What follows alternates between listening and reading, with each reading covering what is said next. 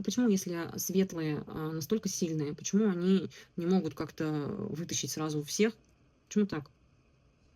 Светлых душ проснувшихся здесь очень мало, очень мало. Им тяжело, у них не хватает энергии до людей докричаться, потому что все спят, говорят.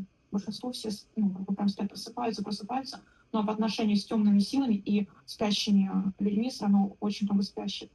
Они не все пройдут. Не все Мгм. пройдут, не все проснутся и будут проходить заново свои уроки. Они не послушают, говорят. Мгм. Я не понимаю, кто-то говорит, не будут слушать они вас. Мгм. Светлых они не будут. Вот вы пробудились, светлые, Мгм. и вам силу светлых тут вот на земле, чтобы м, помочь всем выйти. Вот через все воплощения души проходят, проходят эти уроки какие-то, да, чему-то учатся. И для чего вот это все? Единственное, что нацелены уроки души, чтобы проснуться, чтобы душа осознала, кто она, и вышла сюда. Все, это она должна вот через эту боль проснуться и понять, что это не ее дом, что это клетка, что это тюрьма.